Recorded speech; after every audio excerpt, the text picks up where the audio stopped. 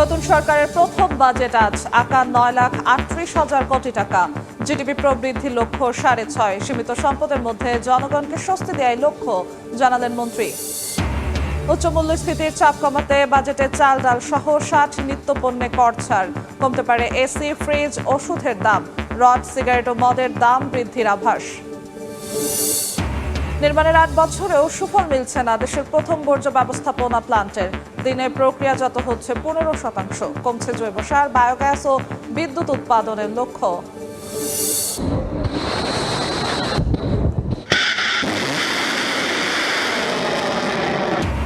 ট্রাম্পের হুমকির পর ইরানের কয়েকটি শহরে যুক্তরাষ্ট্রের হামলা। জবাবে কুয়েত ও বাহরাইনে মার্কিন স্থাপনায় আঘাতের দাবি আইআরজিসির। হরমুজ প্রণালী বন্ধ ঘোষণা। এবং জমকালো আয়োজনে মেক্সিকোতে আজ পর্দা উঠছে বিশ্বকাপের উদ্বোধনী ম্যাচে স্বাগতিকদের প্রতিপক্ষ south Africa. The greatest show on আর্থের উত্তাপ ছড়াচ্ছেন দেশের ফুটবলাররাও।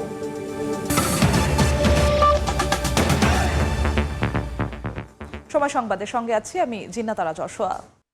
এবার বাজেটের খবর।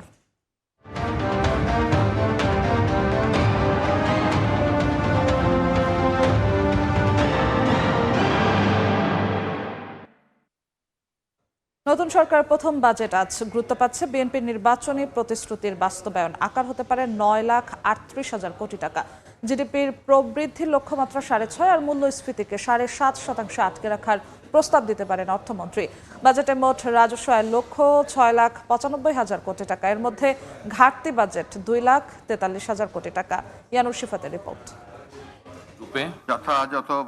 দীর্ঘ 2 দশক পর রাষ্ট্র ক্ষমতায় এসে চলতি মেয়াদের প্রথম জাতীয় বাজেট দিতে যাচ্ছে বিএনপি সরকার, যেখানে বিশেষ গুরুত্ব পাচ্ছে বিএনপির নির্বাচনী ইশতেহার বাস্তবায়ন।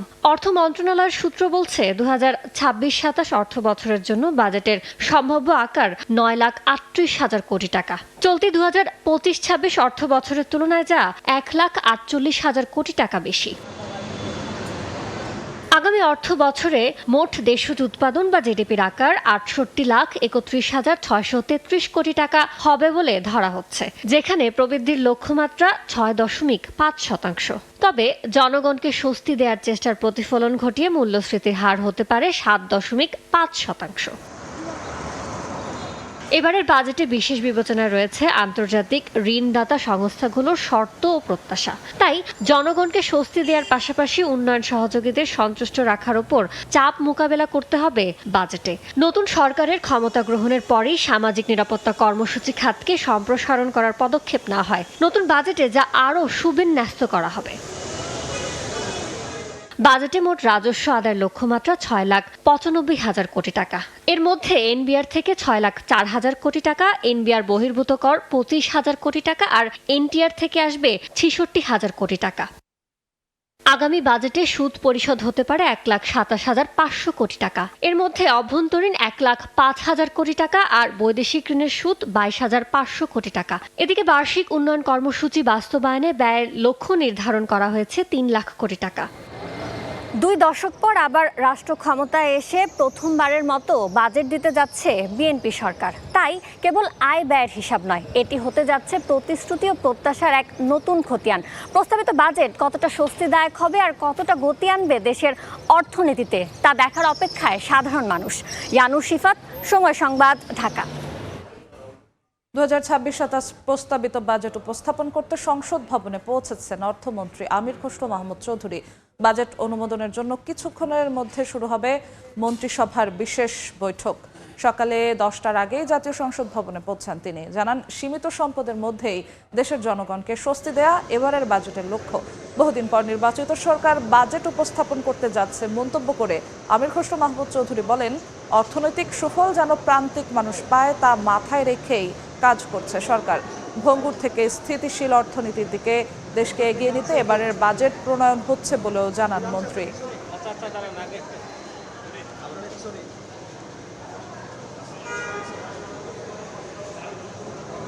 এই বাজেট স্বাভাবিকভাবে জনগণের প্রত্যাশা অনেক বেশি এবং আমরা চেষ্টা করেছি সীমিত সম্পদের মধ্যে থেকেও বাংলাদেশের প্রতিটি জনগণকে মাথায় রেখে বাজেট দেওয়ার চেষ্টা করেছি। এবং সবচেয়ে বেশি আমরা শুরু করেছি কাজটা একেবারে হতদরিদ্র যারা পিছিয়ে পড়া লোক আছে তাদেরকে মাথায় রেখে এবং ক্রমান্বয়ে সকলের জন্য সকল গোষ্ঠীকে মাথায় রেখে সকলে যাতে এই অর্থনীতিতে অংশগ্রহণ করতে পারে, অর্থনীতির সুফল পায়, সেটা মাথায় রেখে বাজেট করেছে। এই মুহূর্তে সংসদ ভবনে আছেন সহকর্মী সানবীর রূপল, সরাসরি যাচ্ছি তার কাছে। 30,000 কোটি টাকার বাজেট পেশ করতে যাচ্ছেন অর্থমন্ত্রী আমির খসরু মাহমুদ চৌধুরী। তিনি কিছুক্ষণ আগেই সংসদে প্রবেশ করেছেন, কারণ সকাল 10টায় বিশেষ মন্ত্রিসভা বৈঠক অনুষ্ঠিত হবে এবং বিশেষ মন্ত্রিসভা বৈঠকে এই দেশের ইতিহাসে সবচেয়ে বড় এই বাজেটটি দেওয়া হবে।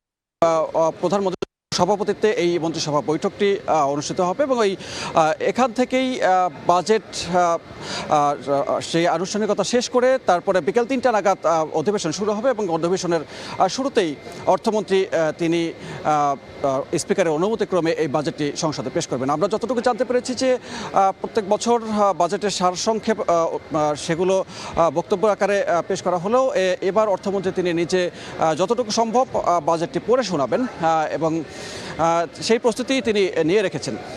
এর মধ্যে অন্যান্য যে মন্ত্রিসভার সদস্যরা তারাও প্রবেশ করেছেন এবং মন্ত্রিসভা বৈঠকটিও শুরু হয়েছেন। এই বাজেটটি যেটি হচ্ছে সেটি গত অর্থ বছরের চেয়ে অর্থাৎ 7,90,000 কোটি টাকার চেয়ে 1 লাখ কোটি টাকারও বেশি এবং এই বাজেটটি বাস্তবায়ন করার জন্য সরকারের রাজস্ব আহরণ করতে হবে 6,90,000 কোটি টাকার মতো, যার মধ্যে এনবিআর এর রাজস্ব আদায় করতে হবে 6,04,000 কোটি টাকার মতো। অর্থাৎ রাজস্বের একটি বড় চাপ কিন্তু বলাই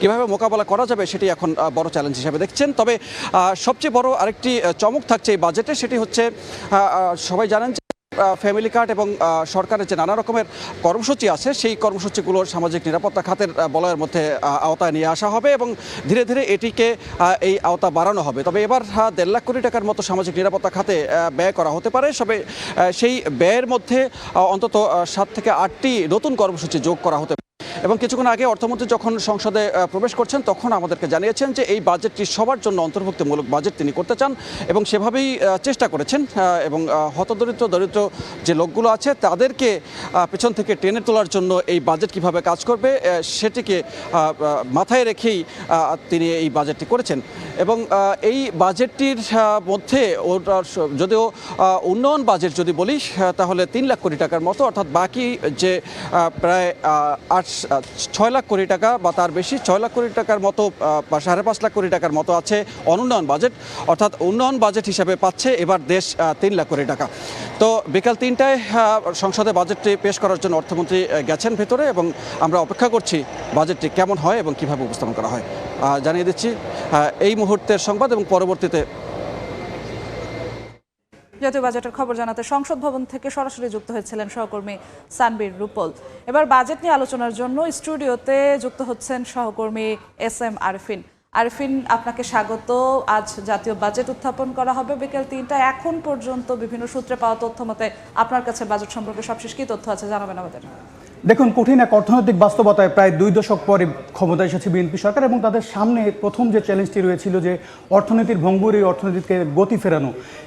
বরাবরই সরকারের পক্ষ থেকে বলা হয়েছে যে এবারে বাজেটের আকারকে প্রথম পদক্ষেপ হিসেবে দেখছেন বিএনপি সরকার, যেন অর্থনীতির গতিটাকে তারা বাড়িয়ে নিতে পারেন। একটু যদি দেখে নিতে চাই এবারের বাজেটের গত বছরের তুলনায় কিন্তু এবারের বাজেটে প্রায় 1 লাখ কোটি টাকা বাড়িয়ে 1.5 লাখ কোটি টাকা বাড়িয়ে বাজেটের আকার নির্ধারণ করা হয়েছে এবং এবারের বাজেট ধরা হয়েছে 9,38,000 কোটি টাকা, যেখানে জিডিপির প্রবৃদ্ধি ধরা হয়েছে 6.5% এবং একই সাথে মূল্যস্ফীতি নিয়ন্ত্রণে রাখতে কিন্তু 7.5% সীমা বেঁধে দিতে চায় সরকার এবারের বাজেটে। আরেকটি বিষয় দেখে নিতে চাই, এবার যে বাজেটের আকার বাড়ছে এই বাজেটে কিন্তু ঘাটতি বাজেট ধরা হয়েছে এবার প্রায় 2,43,000 কোটি টাকা এবং এই বাজেটে এবার যে মোট বাজেটের যে বিন্যাস সেখানে পরিচালন ব্যয় কিন্তু ধরা হচ্ছে 6,38,000 কোটি টাকা এবং একই সাথে উন্নয়ন যে ব্যয় সে ব্যয় কিন্তু বরাদ্দ ধরা হয়েছে 3 লাখ কোটি টাকা, অর্থাৎ গত অর্থ বছরের তুলনায় কিন্তু প্রায় 1 লাখ কোটি টাকা বাড়তি বরাদ্দ দেওয়া হয়েছে এবারের এডিপিতে। এছাড়া একটি বিষয়ে দেখে নিতে চাই যে এবারের বাজেটে মন্ত্রণালয়ের পরিচালন ব্যয় কিন্তু 3,33,375 কোটি টাকা ব্যয় ধরা হয়েছে। এছাড়া ঋণ পরিশোধ বাবদ কিন্তু এবার ব্যয় ধরা হয়েছে 1,27,500 কোটি টাকা এবং নগদ ও ভর্তুকি প্রণোদনায় নগদ ঋণে ব্যয় ধরা হয়েছে 1,17,000 কোটি টাকা। এছাড়া এই মুহূর্তে যেটি রয়েছে যে এনবিআর এর পক্ষে কিন্তু এবার 6,04,000 কোটি টাকা রাজস্ব আদায়ের লক্ষ্য দেওয়া হয়েছে, অর্থাৎ গত অর্থ বছরে এটি 4,99,000 কোটি টাকা দেওয়া হয়েছিল, এবার সেই লক্ষ্যটা কিন্তু বাড়িয়ে দেওয়া হয়েছে। এছাড়া মোট রাজস্ব কিন্তু এবার সরকার আয় করতে চায় 6,95,000 কোটি টাকা।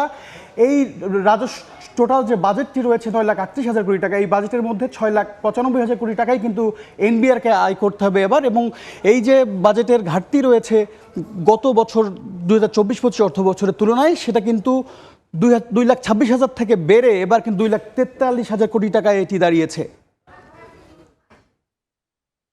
আরেকটি বিষয় রয়েছে এবার যে ঘাটতির যে অর্থায়ন রয়েছে, এই রাজস্ব আদায়ের যে পরিস্থিতি সেটি আমরা দেখার আগে এবার বৈদেশিক ঋণ দেখে নিতে চাই, যে রয়েছে 1,55,000 কোটি টাকা কিন্তু বৈদেশিক ঋণের উপর নির্ভর করে এবার বাজেটের বাস্তবায়নের পরিকল্পনা করছে সরকার, যেখানে অনুদান হিসেবে 5,000 কোটি টাকা রয়েছে। এছাড়া মূলত অভ্যন্তরীণ যে উৎস থেকে রাজস্ব আয় হবে সেখানে কিন্তু ব্যাংকের উপরই বেশি নির্ভর করতে হচ্ছে। এবারের অর্থ বছরের বাজেটে 1,12,000 কোটি টাকা কিন্তু এবার ব্যাংক থেকে আয়ের লক্ষ্য রয়েছে এনবিআর-এর।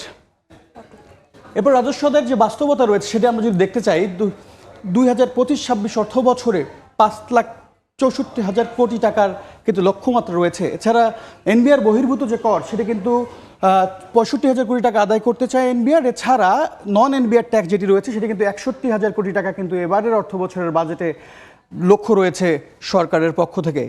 এছাড়া জাতীয় বাজেটে যে এবার কিন্তু করমুক্ত আয়সীমার একটি গত অর্থ বছরের বাজেটের যেটি রয়েছে সেটি কিন্তু করমুক্ত আয়সীমার যে ব্যাপারটি রয়েছে সেটি কিন্তু গত অর্থ বছর থেকে এবার কার্যকর করা হচ্ছে। অর্থাৎ গত অর্থ বছরের অন্তর্বর্তী সরকার যে প্রস্তাবনাটি দিয়েছিল 3,75,000 কোটি টাকা আয়সীমা বাড়িয়ে করা হবে, সেটি কিন্তু এবার 3,75,000 করা হচ্ছে। কিন্তু এর পরবর্তী 2 বছর অর্থাৎ 28-29 অর্থ বছর এবং 30-31 অর্থ বছরে এটি কিন্তু ধাপে ধাপে বাড়িয়ে করমুক্ত আয়সীমা কিন্তু বাড়িয়ে 4,25,000 পর্যন্ত করা হতে পারে বলে এবারের বাজেটে বলা হচ্ছে। আরিফিন, আপনাকে অসংখ্য ধন্যবাদ। আমরা পরবর্তীতে আপনার সঙ্গে হয়তো আবারও যুক্ত হওয়ার চেষ্টা করব, জাতীয় বাজেট সম্পর্কে আরও কিছু তথ্য আপনার মাধ্যমে দর্শকদের জানানোর চেষ্টা করব। আপনাকে আবারও ধন্যবাদ।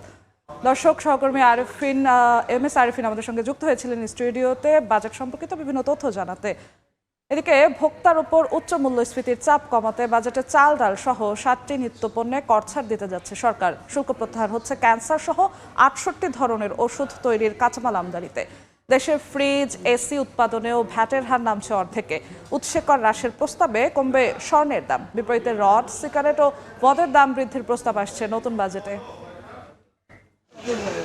নিত্যপণ্যের বাজারে উচ্চ মূল্যের উত্তাপে ভোক্তার পকেট আর সামর্থ্য যেন আইসিইউতে। চালের বাড়তি দাম তো আছেই, মাছ মাংসে হাত দেয় দায় নিম্নবিত্ত অনেকের।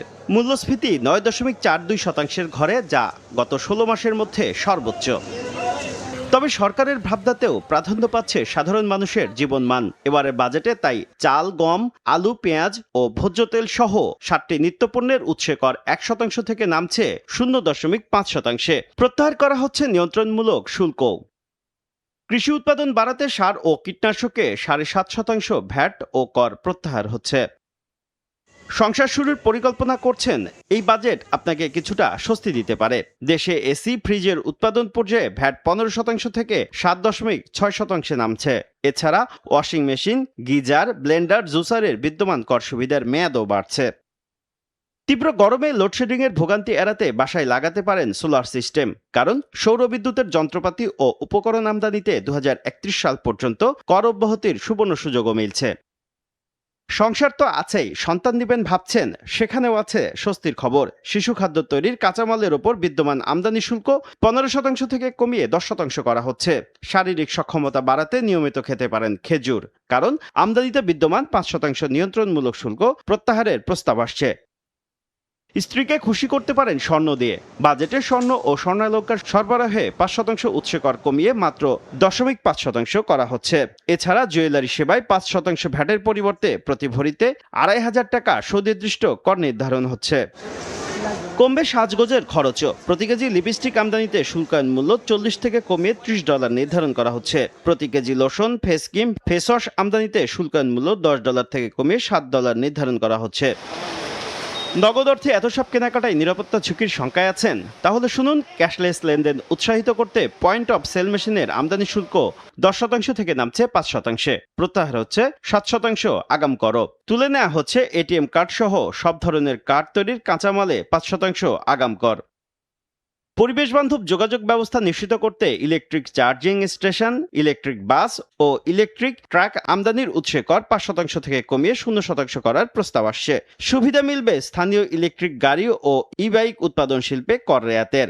টায়ার টিউব শিল্প শক্তিশালী করতে উৎপাদনে লাগে এমন দুটি কাঁচামালে মিলবে রেয়াতি সুবিধা, এতে কমবে দাম। স্বাস্থ্যসেবাও নজরের বাইরে নয়। ওষুধ উৎপাদনে ব্যবহৃত 51টি কাঁচামাল আমদানির সম্পূরক শুল্ক প্রত্যাহার এবং ক্যান্সারের ওষুধ তৈরির 9টি কাঁচামালে কর রেয়াতি সুবিধা দেওয়া হচ্ছে। প্রত্যাহার হচ্ছে কিডনি ডায়ালাইসিস ফিল্টার আমদানির ওপর থাকা 5% আগাম কর। এতে প্রতি ডায়ালাইসিসে খরচ কমবে প্রায় 800 টাকা। হার্টের রিং এবং চোখের লেন্সের ওপর থাকা 10% ভ্যাটও সম্পূর্ণ প্রত্যাহার হচ্ছে। এতে হার্টের রিংয়ে 20,000 টাকা এবং চোখের লেন্সে দাম কমবে 5,000 টাকা পর্যন্ত। কতটুকু বেড়েছে আপনার উপার্জনের পথ? তবে করমুক্ত আয়সীমা ঠিকই বাড়িয়েছে সরকার। সব ধরনের ফ্রিল্যান্সিংয়ের আয়ে কর অব্যাহতি এবং করমুক্ত থাকবে কন্টেন্ট ক্রিয়েশন থেকে আয়। Computer, printer, portable data processing machine, flash memory ও মনিটর আমদানির অগ্রিম কর 5% থেকে কমিয়ে 2% করা হচ্ছে। খুশির খবর, সস্তায় ভাগাভাগি করতে পারেন মোবাইলে। কর সুবিধা দেয় কমছে দেশীয় হ্যান্ডসেট ও সিম কার্ডের দাম। তবে নতুন অর্থ বছরে যারা বাড়ি তৈরির কথা ভাবছেন তাদের জন্য কিছুটা দুঃসংবাদ। আবাসন খাতের অন্যতম প্রধান উপাদান এমএস রড এবং এ জাতীয় পণ্যের উৎপাদন পর্যায়ে সুনির্দিষ্ট কর ও ভ্যাট প্রায় 10% বাড়বে, যাতে বাড়বে রডের দাম। এমনকি ধূমপায়ীরাও হিসেবের বাইরে নন। সিগারেটের ফিল্টার তৈরির কাঁচামালের ওপর 300% এবং নিকোটিন ও নিকোটিন পাউচের ওপর 350% সম্পূরক শুল্ক আরোপ হচ্ছে। উচ্চ স্তরের 10 শলাকার সিগারেটের প্যাকেটের দাম 185 টাকা থেকে বাড়িয়ে 210 টাকা করা হচ্ছে। বিদেশ থেকে আমদানি করা উচ্চ মূল্যের হিমায়িত মাছে নতুন করে 15% ভ্যাট আরোপ করা হচ্ছে। দেশীয় চাষিদের সুরক্ষায় কাজু বাদাম আমদানিতে শুল্ক হার 5% থেকে 1 লাফে বাড়িয়ে 25% করা হচ্ছে। শুভ খান, সময় সংবাদ, ঢাকা। দেশের 55তম বাজেট ঘোষণা হবে আজ। স্বাধীনতার পর থেকে বাংলাদেশের বাজেট পরিক্রমা এক নজরে দেখে নেব ইয়ানুর শিফাতের রিপোর্টে। 1972 সালের 30 জুন স্বাধীন বাংলাদেশের প্রথম বাজেট উত্থাপন করেন অর্থমন্ত্রী তাজউদ্দিন আহমেদ। মাত্র 786 কোটি টাকার সেই বাজেটেই শুরু হয়েছিল যুদ্ধ বিধ্বস্ত দেশ পুনর্গঠনের স্বপ্ন আঁকা বাংলাদেশের অর্থনৈতিক অভিযাত্রা। 1974 সালের 19 জুন তাজউদ্দিন আহমেদের হাতে বাজেট ছাড়ায় 1000 কোটি টাকার গণ্ডি। পরের বছর বাজেট উত্থাপন করেন ডক্টর এ.আর. মল্লিক। এরপর রাষ্ট্র পরিচালনার দায়িত্ব নিয়ে 1976 সালের 26 জুন প্রথমবারের মতো প্রায় 2000 কোটি টাকার বাজেট ঘোষণা করেন রাষ্ট্রপতি জিয়াউর রহমান।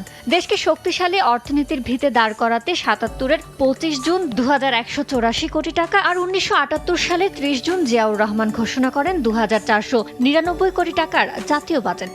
মির্জা নুরুল হুদার হাত ধরে 70-এর দশকের শেষ দিকে বাজেটের আকার বেড়ে দাঁড়ায় 3317 কোটি টাকায়। 80-র দশকে অর্থনীতির বিস্তৃতির সঙ্গে পাল্লা দিয়ে বাড়ে বাজেটও। এম সাইফুর রহমান, আবুল মাল Abdul Muhith, M Saifuzzaman, M A Munim O doctor Wahidul হকের হাতে বাজেটের আকার দাঁড়ায় 12,960 কোটি টাকায়। 90-এর দশকে গণতন্ত্র পুনঃপ্রতিষ্ঠার পর বাজেটেও আসে নতুন গতি। প্রধানমন্ত্রী খালেদা জিয়ার প্রথম মেয়াদে টানা 5 বার বাজেট উত্থাপন করেন অর্থমন্ত্রী এম সাইফুর রহমান। তার হাত ধরে বাজেটের আকার 23,000 কোটি টাকার মাইল ফলক অতিক্রম করে। 1996 সালের 20 জুন অন্তর্বর্তীকালীন সরকারের হয়ে বাজেট ঘোষণা করেন অর্থনীতিবিদ ডক্টর ওয়াহিদ উদ্দিন মাহমুদ। এরপর শেখ হাসিনা সরকারের প্রথম অর্থমন্ত্রী শাহ এ.এম.এস কিবরিয়া ধরেন দেশের অর্থনীতির হাল। 2001 সালের 7 জুন তিনি উত্থাপন করেন 42,306 কোটি টাকার বাজেট। ক্ষমতার পালা বদলে বেগম খালেদা জিয়ার নেতৃত্বে বিএনপি সরকার গঠন করলে টানা 5 অর্থবছর বাজেট ঘোষণা করেন অর্থমন্ত্রী এম সাইফুর রহমান। বাজেটের আকার পৌঁছে প্রায় 70,000 কোটি টাকায়। এরপর তত্ত্বাবধায়ক সরকারের 2 মেয়াদে অর্থ উপদেষ্টা ডক্টর এ.বি.এম. মির্জা আজিজুল ইসলামের সময়ে বাজেটের আকার ছুঁই ছুঁই করে 1 লাখ কোটি টাকার ঘর। 2009 সালের 11 জুন দেশের ইতিহাসে প্রথমবারের মতো 1 লাখ কোটি টাকার বেশি বাজেট উপস্থাপন করেন অর্থমন্ত্রী আবুল মাল আব্দুল মুহিত। টানা 10টি বাজেট ঘোষণা করে রেকর্ড গড়ায় অর্থমন্ত্রীর সময়ে বাজেটের আকার অতিক্রম করে 4 লাখ কোটি টাকার গণ্ডি।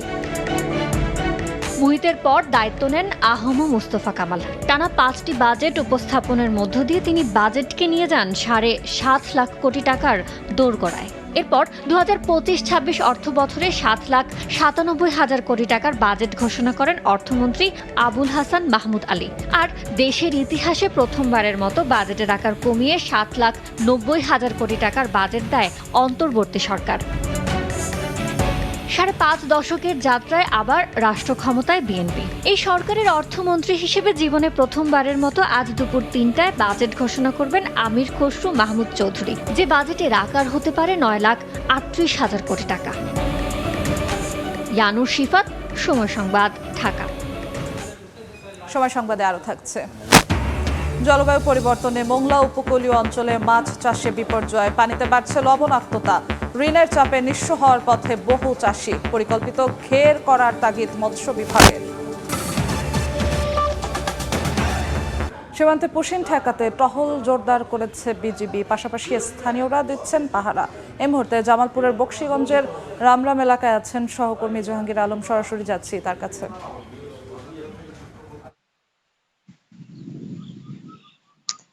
আপনি জানেন যে জামালপুরের বকশীগঞ্জ উপজেলায় যে বাংলাদেশের যে ভারতীয় এবং বাংলাদেশ সীমানা, সেই সীমানায় কিন্তু 5 দিন ধরে কিন্তু উত্তেজনা চলছিল বিএসএফ এবং বিজিবি এবং বাংলাদেশের স্থানীয় জনতার মধ্যে, এবং ভারতীয় যে নাগরিকরা তারাও কিন্তু তাদের বিএসএফদের সাথে কিন্তু তারা অবস্থান নিয়েছিলেন। গতকালকে আপনি জানেন যে গতকালকে যে একজনকে পুশিং করা হয়েছিল, সেটা নিয়ে কিন্তু উত্তেজনা ছড়িয়ে পড়ে এবং গ্রামবাসী, বিজেপি তারা কিন্তু সেটা প্রতিহত করার পর কিন্তু বিজেপি এবং ভারতীয় নাগরিকরা কিন্তু পিছু হটেছেন। এদিকে আমাদের বাংলাদেশের সীমানায় যে বিজেপির যে টহল, সেটি কিন্তু আরো জোরদার করা হয়েছে, যাতে পুশিনের কোনো বিএসএফ যাতে কোনো ধরনের পদক্ষেপ নিতে না পারে। সেই কারণে কিন্তু এই বকশীগঞ্জ উপজেলা যে ধানুয়া কামালপুর যে সীমানা, সেই সীমানায় কিন্তু আমাদের বিজেপি যে টহল, সেটি কিন্তু জোরদার করা হয়েছে। আমার সাথে কথা হয়েছে বিজেপি 35-এর জামালপুরের অধিনায়ক লেফটেন্যান্ট কর্নেল হাসানুর রহমান।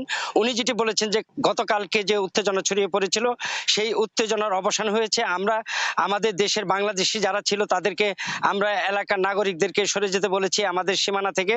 তাদেরকে সরে যাওয়ার পরই কিন্তু বিএসএফ এবং ভারতীয় নাগরিক যারা আপনারা দেখেছেন হয়তো, যে তারা কিন্তু বাঙালিদের উপরে যে ইট পাটকেল নিক্ষেপ করেছিল, সেটা কিন্তু তারা এক পর্যায়ে পিছু হটতে বাধ্য হয়েছে। তো এই মুহূর্তে আমি যে এলাকায় ঘুরেছি, তো এখানে এখন পুরোপুরি পরিবেশ শান্ত রয়েছে। বাংলাদেশের বিজেপি কিন্তু তাদের জোরদার করেছে। এই ছিল আমার কাছে সর্বশেষ। সরাসরি যুক্ত ছিলাম জামালপুরে। সময় সংবাদে আরো থাকছে। বিশ্বকাপ উন্মাদনার মাঝেই মিরপুরে টাইগারদের সিরিজ নিশ্চিতের মিশন, দ্বিতীয় ওয়ানডেতে অস্ট্রেলিয়াকে হারিয়ে ইতিহাস গড়ার লক্ষ্য টাইগারদের। ভৈরবে পরিবহন শ্রমিক ও এলাকাবাসীর সংঘর্ষে 30 জন আহত হয়েছেন। পুলিশ জানায় ভৈরবে মাইক্রোবাস চালক ও যাত্রীর মধ্যে ভাড়া নিয়ে হাতাহাতির জের ধরে কথা কাটাকাটি, এক পর্যায়ে তার রূপ নেয় সংঘর্ষে। এ সময় ককটেল বিস্ফোরণ সহ বেশ কয়েকটি দোকানে ভাঙচুর করা হয়। পুলিশ ঘটনাস্থলে পৌঁছে পরিস্থিতি নিয়ন্ত্রণে আনে। ডোনাল্ড ট্রাম্পের হুমকির পর ইরানে ফের হামলা চালিয়েছে যুক্তরাষ্ট্র। জবাবে কুয়েত, বাহরাইনে মার্কিন ঘাঁটিতে আঘাতের দাবি করেছে ইরানের বিপ্লবী গার্ড বাহিনী। একই সঙ্গে হরমুজ প্রণালী আবারও বন্ধ করে দিয়েছে তেহরান। ইরানি সংবাদ সংস্থা মেহের নিউজ জানিয়েছে, দেশটির সামরিক বাহিনী হরমুজ দিয়ে সব ধরনের নৌযান চলাচলের উপর নিষেধাজ্ঞা আরোপ করেছে। এই নির্দেশ অমান্য করলে নৌযানকে লক্ষ্যবস্তু করা হবে বলেও সতর্ক করে দেওয়া হয়েছে। সিরিজ জয়ের লক্ষ্যে দ্বিতীয় ওয়ানডেতে মুখোমুখি হবে বাংলাদেশ ও অস্ট্রেলিয়া। মিরপুর শেরেবাংলা ক্রিকেট স্টেডিয়ামে ম্যাচটি মাঠে গড়াবে সকাল 11টায়। প্রথম ম্যাচে অস্ট্রেলিয়াকে বৃষ্টি আইনে 86 রানে হারায় টাইগাররা। দাপুটে পারফরমেন্সে 21 বছর পর অজি বধের গল্প লেখে মিরাজের দল। এবার প্রথমবার ওয়ানডে সিরিজ জয়ে নজর স্বাগতিকদের। এদিকে সফরকারীদের লক্ষ্য সিরিজ সমতায় ফেরা। অভিজ্ঞ ও তারুণ্য নির্ভর দল নিয়েই মান বাঁচাতে মরিয়া মাইটি অজিরা। এ পর্যায়ে শীর্ষ সংবাদগুলো জানিয়ে দিচ্ছি আরেকবার। নতুন সরকারের প্রথম বাজেট আজ আকার 9,38,000 কোটি টাকা। জিডিপি প্রবৃদ্ধির লক্ষ্য 6.5। সীমিত সম্পদের মধ্যে জনগণকে স্বস্তি দেয়াই লক্ষ্য, জানালেন মন্ত্রী। উচ্চ মূল্যস্ফীতির চাপ কমাতে বাজেটে চাল, ডাল সহ 60 নিত্যপণ্যে কর ছাড়। কমতে পারে এসি, ফ্রিজ, ওষুধের দাম। রড, সিগারেট ও মদের দাম বৃদ্ধির আভাস। এবং জমকালো আয়োজনে মেক্সিকোতে আজ পর্দা উঠছে বিশ্বকাপের উদ্বোধনী ম্যাচে স্বাগতিকদের প্রতিপক্ষ south Africa. The greatest show on আর্থের উত্তাপ ছড়াচ্ছেন দেশের ফুটবলাররাও।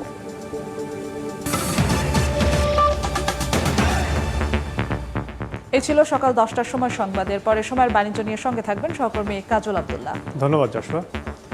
এই সময় বাণিজ্য নিয়ে আসছি কিছুক্ষণ পরে, সঙ্গে থাকুন সময়ের।